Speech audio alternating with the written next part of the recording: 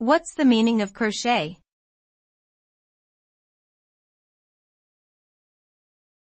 Crochet.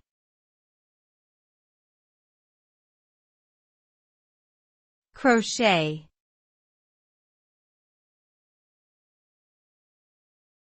Crochet.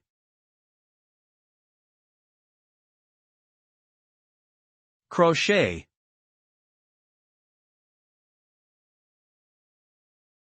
Crochet is a type of needlework that involves using a hook to create loops in yarn or thread, which are then interlocked to form intricate patterns and designs.